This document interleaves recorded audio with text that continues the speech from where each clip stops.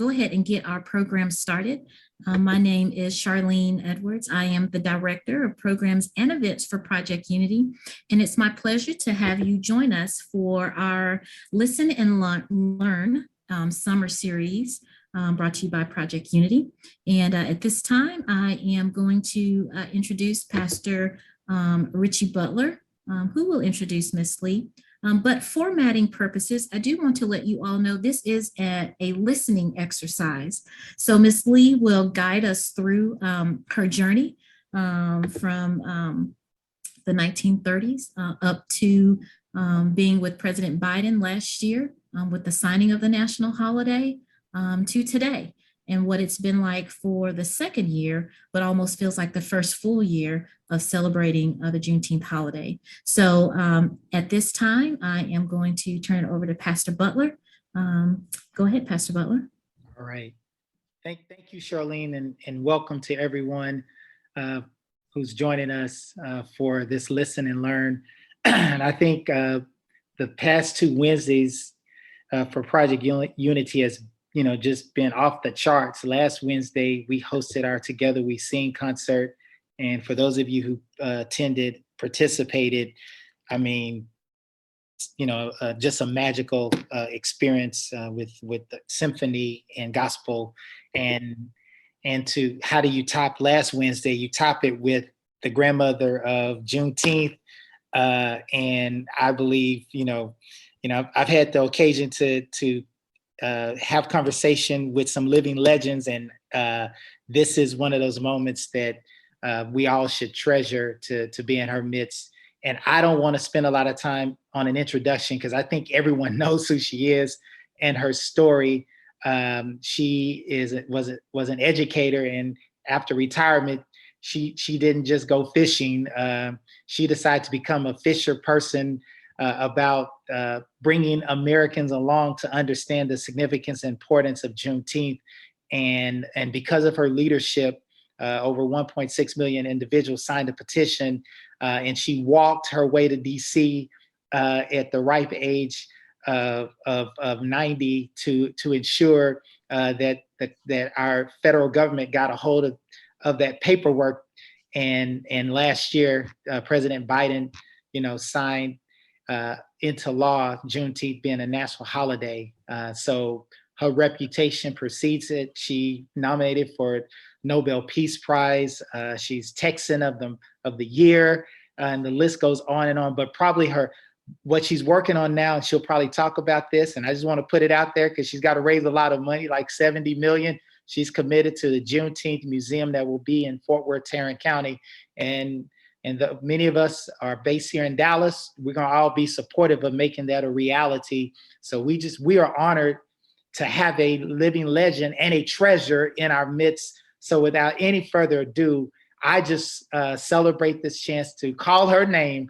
I want to introduce and bring to the floor Miss Opal Lee. Thank you. I thank you, Pastor. I thank you. And I want all you young people who are listening, Pastor included, you are all young people if you're not 95. Remember that. Yeah. You ask about my life, I'd have to go way back and tell you about a grandfather, my mother's father, who left Cotton Valley, Louisiana in 2 covered wagons because he and my grandmother, Maddie, had acquired 40 acres in Texarkana and 40 acres in Van Loman. Sold, they moved with their family to Texarkana. Now, they couldn't afford hands to help them with the 40 acres here and the 40 acres there. So they raised them. My grandparents had 19 children. There were 3 sets of twins.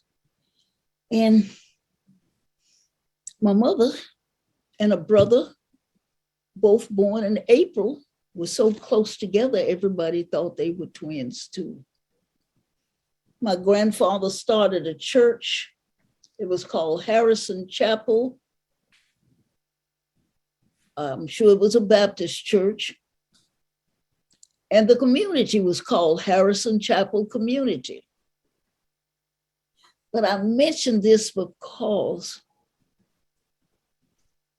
he was a powerhouse in his community. Short, stocky, but you've heard of that E.F. Hutton thing, you know, if the Hutton man speaks with when my grandpa said, everybody listened. And everybody came to Grandpa. Reverend Z brought us for tools, for advice, for everything. And he dished it out as they needed it. My grandmother, tall, raw bone, never raised her voice.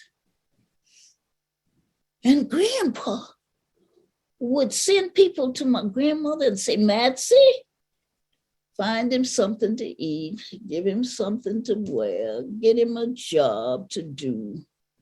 19 children and you take on somebody else's. And when my mom married and moved to Marshall, Texas, he'd send somebody up there to her. Her name was Maddie too. Tell her to help them get on their feet. So I think it's kind of in my DNA or something, because whenever somebody needs something, if I can find a way to get it to them, if I don't have it, I'll worry somebody else until we get the problem solved. In Marshall, Texas, we had Juneteenth at the fairground. Oh, it was awesome. You thought it was Christmas. There'd be music and food. There'd be speeches and food, games and food and food and food and food. When we moved to Fort Worth, not so much. People sort of celebrated with their neighbors in the backyard. Or maybe they'd go to a park. But I met Lenora Rollo. Tall, no nonsense, didn't wear glasses. And the city of Fort Worth asked her to gather the materials that Blacks had contributed to the growth of Fort Worth for their 175th birthday. She couldn't find a thing written, absolutely nothing. So she started the Tarrant County Black Historical and Genealogical Society. It still exists. One of its programs was Juneteenth. And the paper says that there were 30,000 people in a tiny little park called Sycamore Park. 10,000 people a day for 3 days. And did we have fun? Oh, the Historical Society carried exhibits to the park. I'm not so sure anybody paid much attention to them. And we knew that the park was going to close at 10 o'clock. And they just simply pulled a plug. The lights went out and we knew to go home. But this time, I got in a flatbed truck and put that thing back in and we partied till dawn. Oh, did we have fun? Now, Juneteenth have taken a different turn. And you need to know why. When General Gordon Granger made his way to Galveston with some 7,000 Black troops, and they scattered out and told people that the enslaved were free.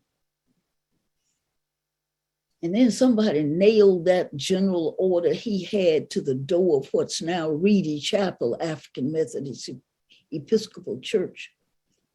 And when they came in from their labor and somebody read that to them, they started celebrating, and we've been celebrating ever since. I tell you, celebrations take different turns. Now, we begin our celebration with a breakfast of prayer. Now, I don't want you to confuse that with a prayer breakfast where you sit down and have a lot of food.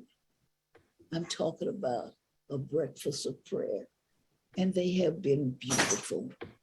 We had one at Broadway Baptist last year, and this year we were at Cornerstone Baptist Church. The Reverend McKissick is the pastor.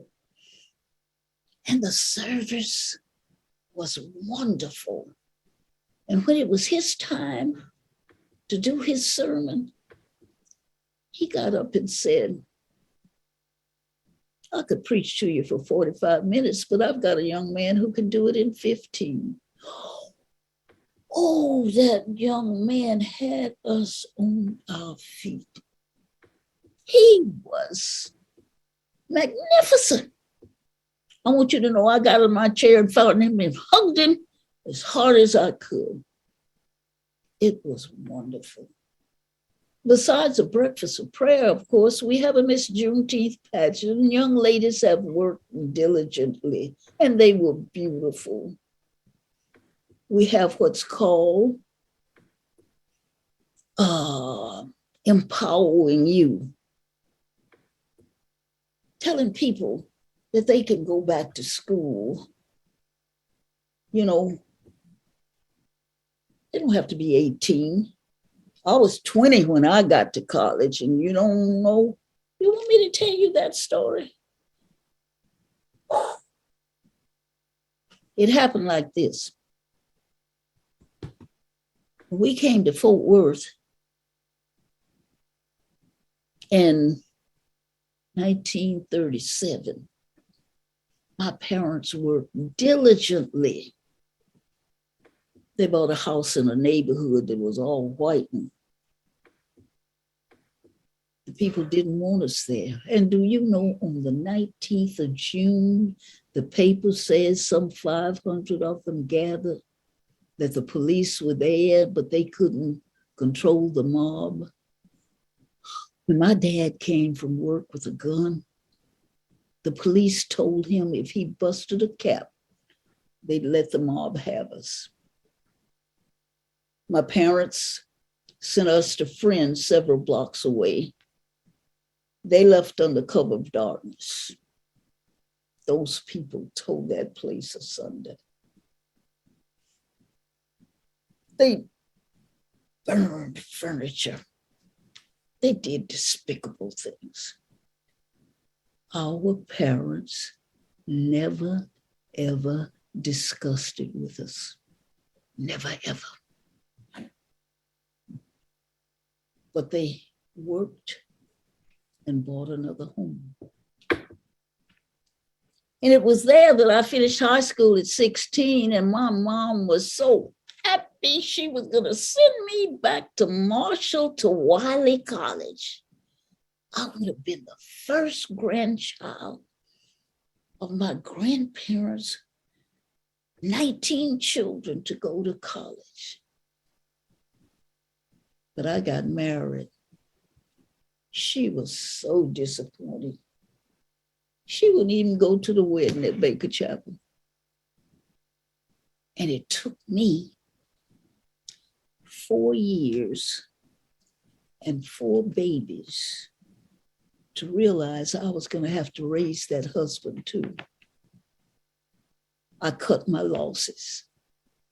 I went home to my mother with those 4 babies and had nerve enough to say, I'm ready to go to college now. And she looked at me and said, I've got no money to send you to nobody's college. But she says, I'll keep your children.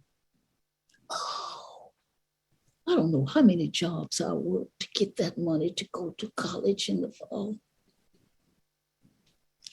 And I spent it. I bought those children a television so she wouldn't have to run all over the neighborhood looking for them. And I went to Wiley without a dime. They put me to work in the college bookstore Now, I hadn't quit the job I had in Fort Worth because I didn't know what was going to happen. My mom kept that job during the weekend. I'd come back on weekends and she would collect the paycheck. The work got done. We all looked alike. Nobody cared. I finished college in 3.5 years. I couldn't stay full. Back in Fort Worth, I got a job teaching and they paid me $2,000 a year. Mm. Now, even in that day and time, I couldn't feed no 4 kids on no $2,000. So I got another job. If I clocked in at 8 for school and clocked out at 3, there was a car waiting for me. I'd clock in at 4 at Convair. It's called Lockheed Martin now. Clocked out at 12. I'd probably been still working like that, except they laid a bunch of us off. That's the way big companies do sometimes. But I taught third grade so long, I was beginning to act like the 8-year-old, so they gave me another position. I became the school counselor, visiting teacher, only I didn't teach. If a child needed shoes or clothes, or if he was hungry, and Lord knows we saw a lot of children who were hungry. Yeah, they can't learn when they're hungry.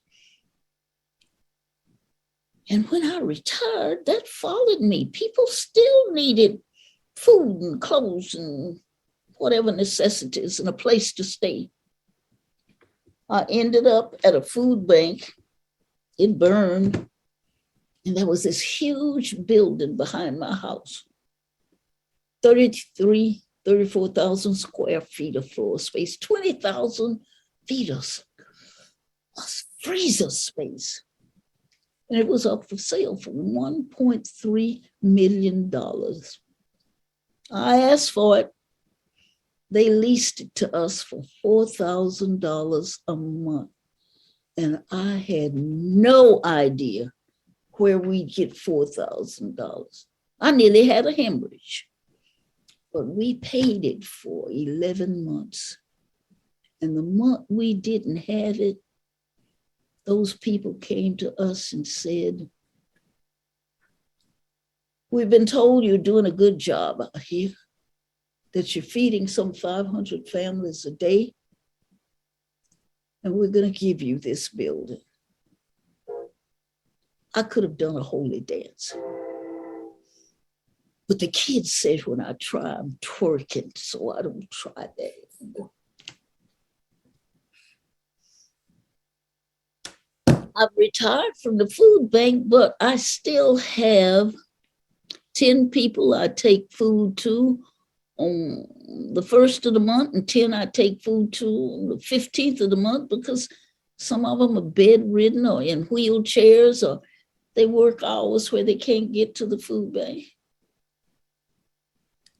And then I have grief boxes that I take. If there's a family I know who's lost a member of their family, I take them a box of food. You see, long years ago, when people lost a family member or a friend, we'd go and cook and clean and watch the children and do all kinds of things. All I can do is take a box of food these days. Well, I'd raised 4 children. I'd gone to colleges and universities. I'd had help with the food bank. We even have a farm called Opal's Farm. But I kept feeling like I just hadn't done enough, that there was something else I needed to do. And perhaps I didn't tell you about Dr. Myers. Dr. Ronald Myers, he was a medical doctor. He was a minister and a jazz musician all rolled into one. And Doc Myers responsible for some 43 of the 50 states having some type of celebration, Juneteenth celebration. So I thought maybe some of Doc had rubbed off on me. I had this itch to do something about Juneteenth being a national holiday. So I gathered some people at my church, the pastor, the musician, the county commissioner, school board member, I don't know how many people, and they gave me this send-off. I walked 2.5 miles to symbolize that the enslaved in Texas didn't know they were free for 2.5 years after the Emancipation Proclamation. I don't know if I've told you about General Gordon Granger making his way to Galveston. If I told you, I'm gonna tell you again that when he got there and they made this announcement, and then they nailed it to the door of Reedy Chapel.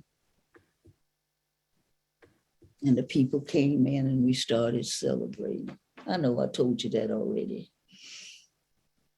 But when I walked that 2.5 miles, and then the next morning I got up and I did 2.5 more, and I walked Fort Worth, Arlington, Grand Prairie, Dallas, Box Springs, Joppa. But my team said I wouldn't do it like that because somebody had promised us an RV, and they decided what I was doing was too political, and they kept their cotton picking old RV. But my team says, you'll only go where you are invited, and you'll only go where there are Juneteenth observances. So I was invited all over these United States. Let's see. I was invited to Shreveport, Texarkana, Little Rock, St. Louis, Denver, Colorado, Colorado Springs, Chicago, Atlanta, the Carolinas. I mean, I was invited all over the place. And P. Diddy helped me get 1,500,000 signatures, and we took those to Congress. And we were prepared to take that many more when my granddaughter got the call to go to the White House. Was that? Oh, wow. But just think, 1.5 million people and another 1.5 million, 3 million people, 3 million people on the same page. We could turn this country around. And it needs turning around. I don't know how to tell you how humble I felt at the White House to have the president and the vice president and all the Congress people. Oh, I mean, it was beautiful. I still pinch myself to see if it was real. I do. But we can't rest on our laurels. There's too much that still needs to be done. And so I say to everybody I know, make yourself a committee of one to change somebody's mind. You know somebody who's not on the same page you are on, change their minds. And their minds can be changed. If people can be taught to hate, they can be taught to love. And I feel that's our mission. We don't have guns, but we got some sharp brain. And we can get a lot of things done. We have already. We have already. So I'll keep on walking. I'll keep on talking. making people aware that it's our responsibility to get us out of the quagmire that we are in. That as rich a country as we have, and we've got homeless people and jobless people, and people, some can get health care and others can't, and climate change, it's ridiculous. And all we need to do is to work together. That's all we have to do. And I don't know, the scientists have told us the only difference is some of us got too close to the equator and some of us didn't. Yeah, we are sisters and brothers under the skin. We are our brother's keeper. And the sooner we realize that and get rid of all these things that are plaguing our nation, the sooner the better. I guess that's all I got. Take it and leave it. Thank you, Ms. Lee. Why don't you share with everyone what gives you hope as we look forward? I've seen changes. Dr. King brought us a little way out of it. Malcolm X, Rosa Parks, Harriet Tubman, Sojourner Truth, so many people. And those young people whose lives have been so sacrificed for absolutely nothing. I tell you, I have hope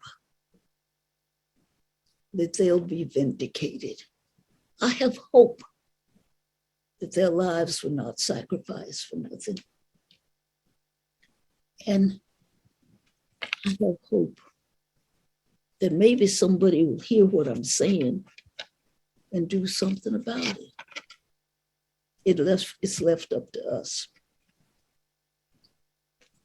Absolutely.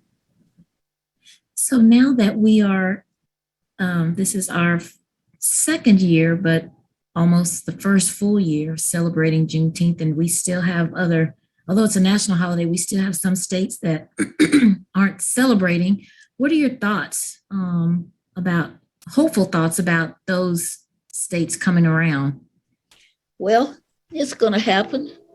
They will.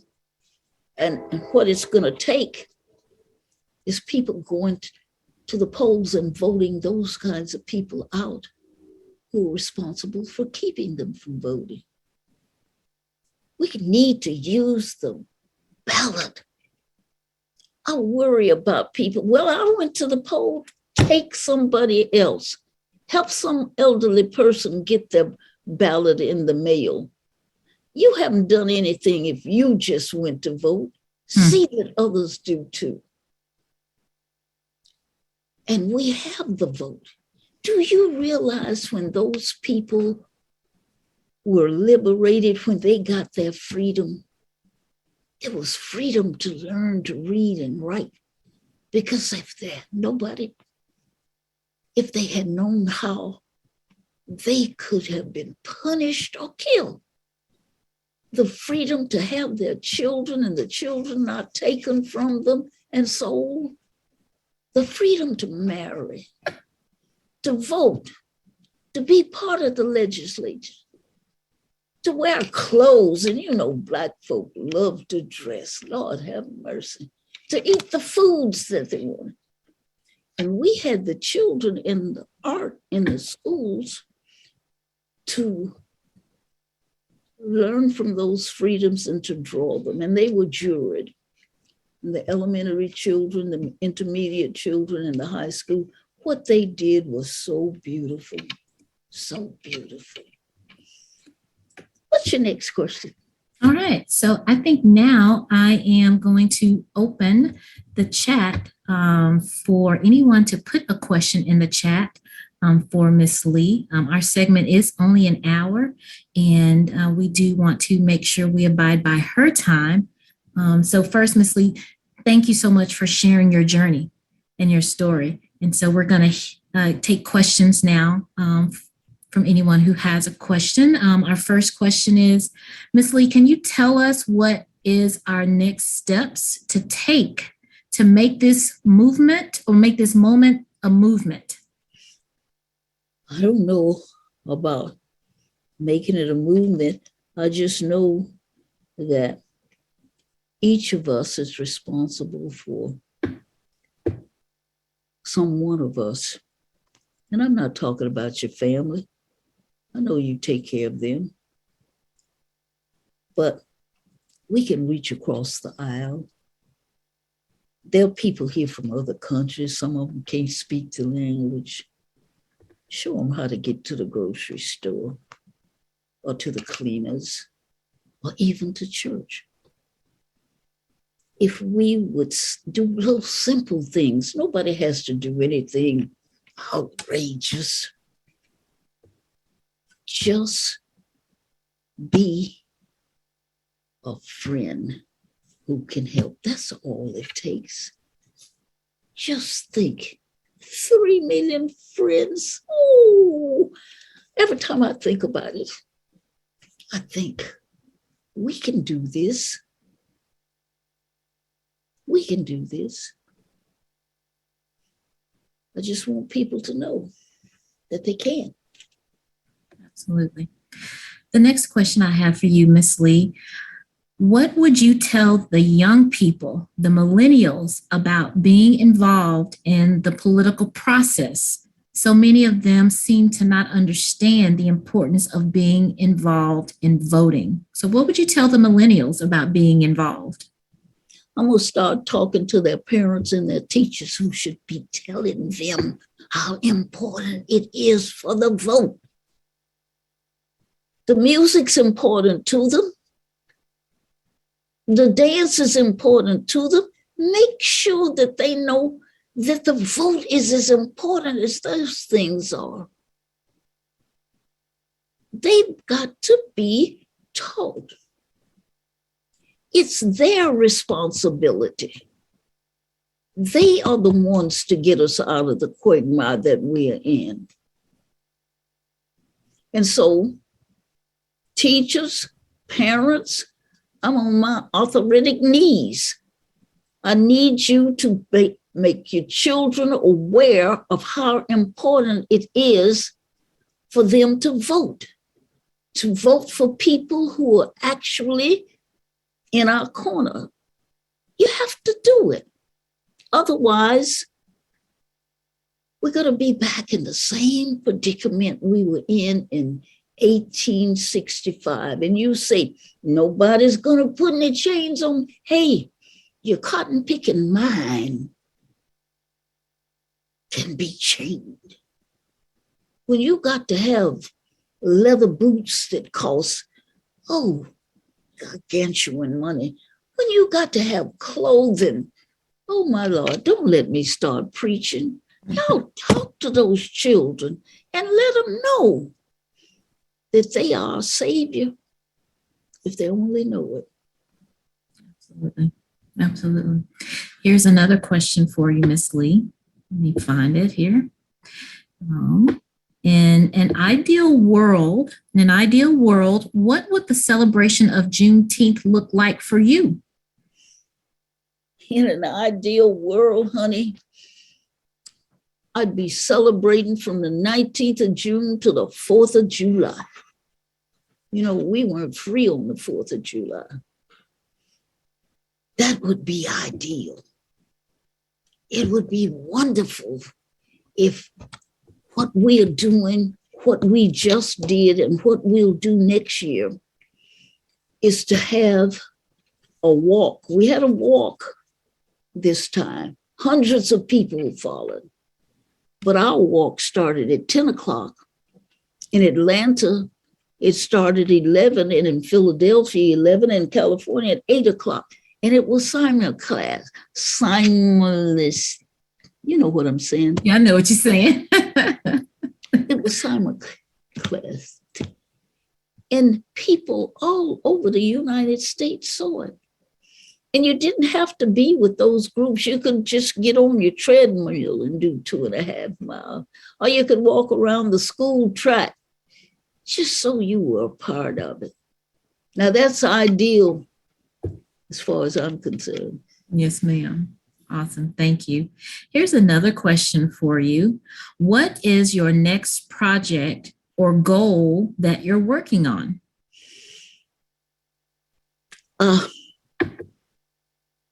The school systems. We need the school systems to teach the youngsters. The books need to convey to them the things that actually happen, good, bad, or ugly. We need to know about it. We need to heal from it. We need to be able to see that that doesn't happen again. And it can, if we are too complacent, it can. And it almost did. Yes, ma'am. Talk to everyone about the museum project. I thought you never asked. Oh, I've got a couple of, I got 3 pieces of land, and it's a corner, Rosedale and Evans. And we've acquired the whole city block except for the church. And we are about to put up a National Juneteenth Museum that's going to be off the chain. Oh, it's going to be beautiful. The renderings are beautiful. There'll be a museum. There'll be a theater. There'll be an incubator for small business people. There'll be housing units or apartments of some kind. It's going to be a complex out of this world, and I'm looking forward to it. Hey, the minute they break ground, I'm going to be there. I have you know. Yes, ma'am. I'm sure you'll have your own section in the museum. I sort of hope we can get the theater named after my husband and myself. That's enough. But you know what I really want? I told them they could make those buildings out of adobe brick. I wouldn't care if they had one of these elongated televisions on a building, because it's at the corner, where you have to stop for the traffic. I want that television to portray the people whose backs we've come over on. I'd like to see Lenora Roller's picture there, or Bill McDonald's, or Dr. Brooks, or these are people in our community that we know led the charge to see that Black people advanced. Oh, and it's a heap of them. But that's the only thing I want, is that elongated television. It'll have to be several stories high. I've seen one. But that's what I'm looking forward to. Absolutely. So there was a question, is it in Fort Worth or DC? Of course it is in Fort Worth. Fort Worth. Heaven's sakes, Fort Worth. Yes, ma'am. I just want to remind everyone, you can put your question for Ms. Lee in the chat. We have just a few more minutes. I do have a question. Where do we send our donations for the museum? Oh, we've got www.therealopallee.com. And so it has these things that go off to tell you how to put your donation, how to get my book. Oh, there you go. Yeah. So go to www.therealopallee, and you can find whatever it is that'll tell you where you need to make your donation, where you need to get the book. let me show you something in this book. Yes, please share the book, because I did see you talk about this on Channel 8, and I was amazed at your book. Oh, wait. Can you see that? Yes. The signing of the bill. That's in the book. And the book is for children. Oh, I tell you, I got another one. If I just get it out of my head and put it on paper, called 619. And it's about two pirate ships that raided a slave ship, and they took off human cargo. And then they found out they didn't have enough provisions for the cargo and the crews. So they docked up around Jamestown, Virginia, places like that, and they traded 20 humans for provisions. These are the people who their ancestors built up Monticello and all that fine stuff you find up in that direction. How about that? If I could just take the time to put it on paper, but I plan to. Yeah, awesome. Thank you.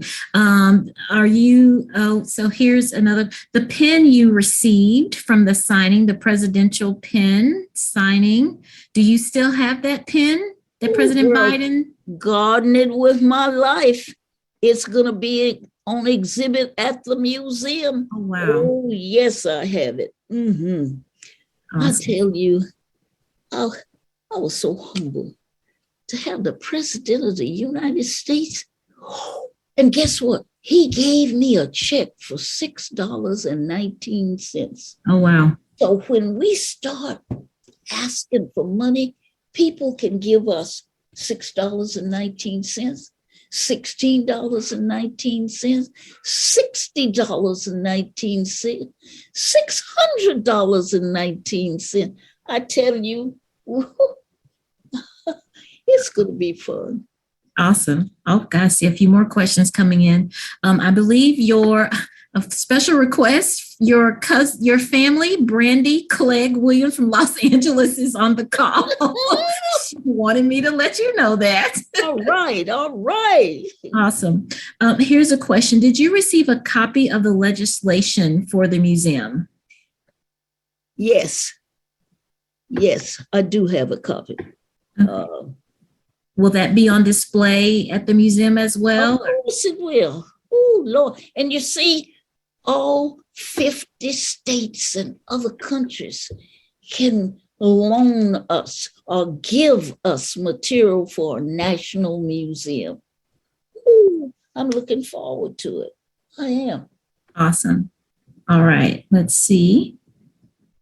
More questions about the donation, but I think you have answered that question. We can go up in increments of 619 all the way up if anyone's feeling generous.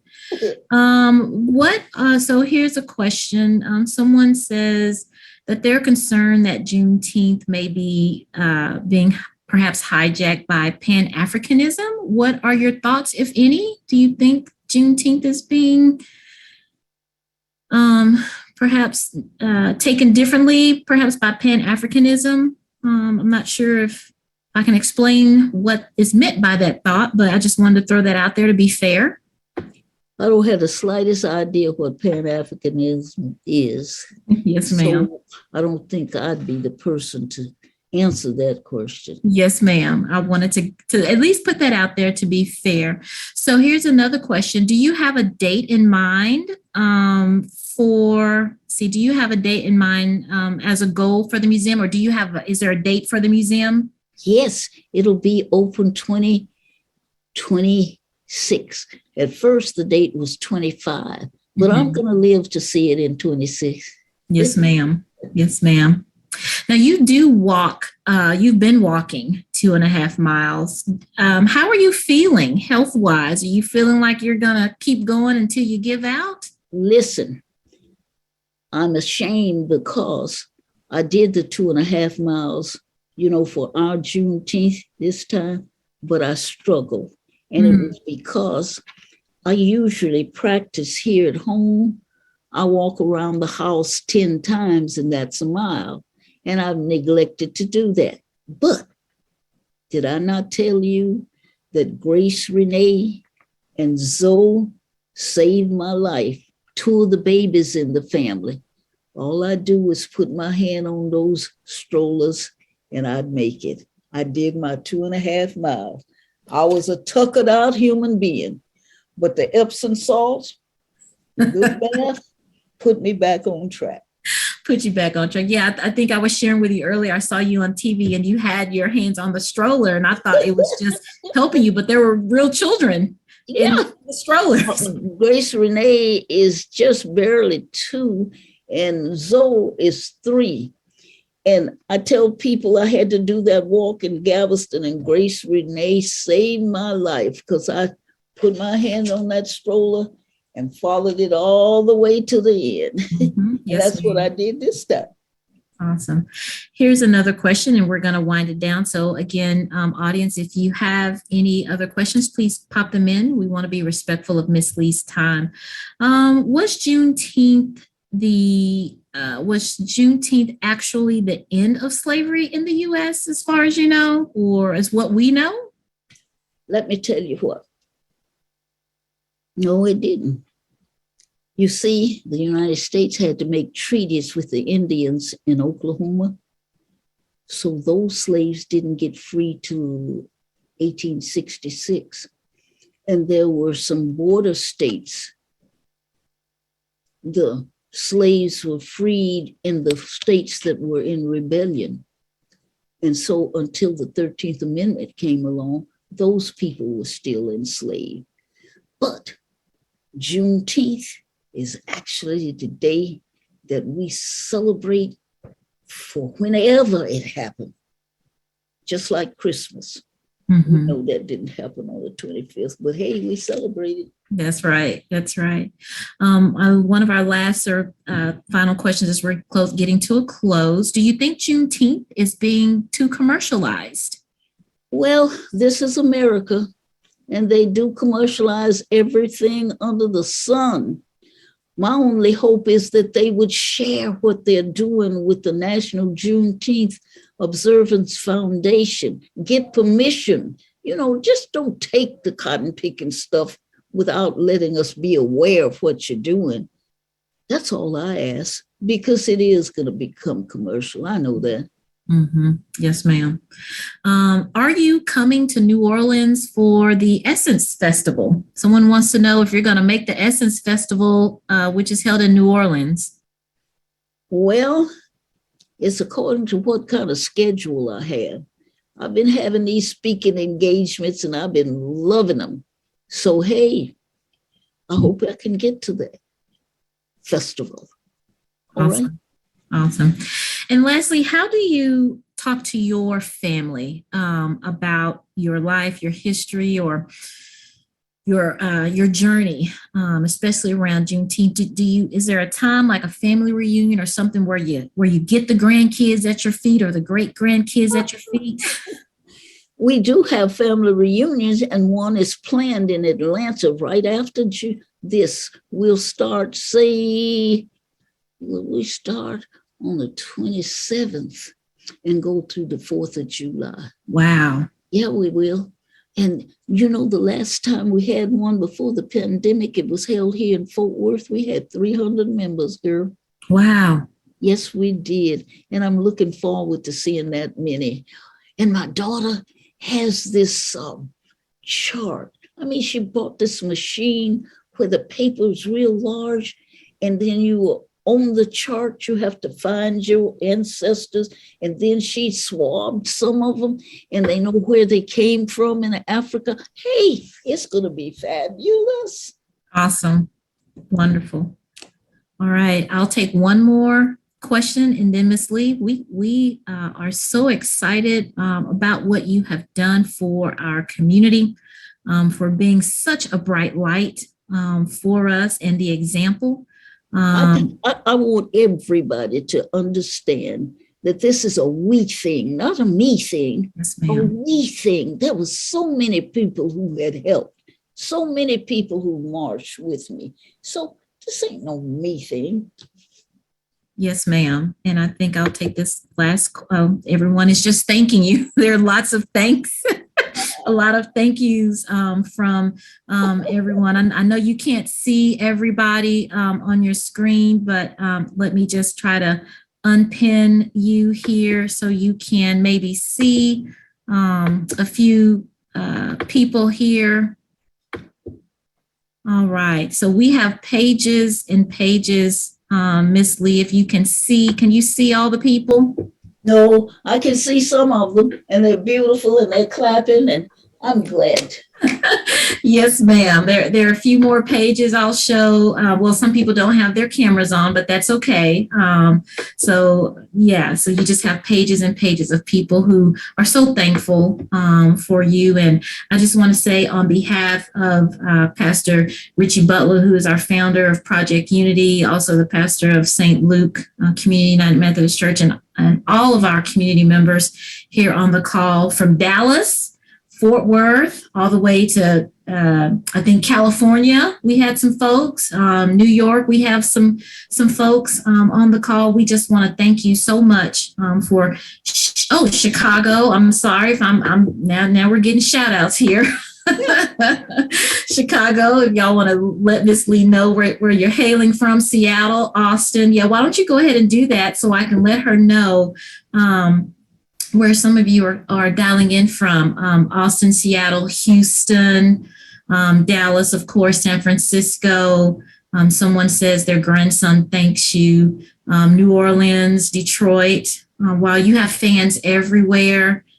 Here at Irving, Texas, Balch Springs, Plano. Exactly. So we just want to thank you so much.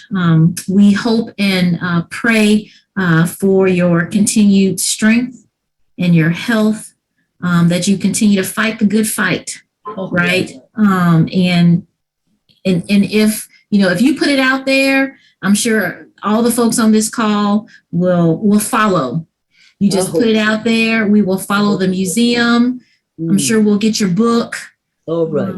And your groundbreaking and all that good stuff. So I'm just going to put you back up so that you can give everyone their farewell here. So Miss Lee, you now have the floor just to give everyone a farewell, if you will, and words of encouragement. Go ahead.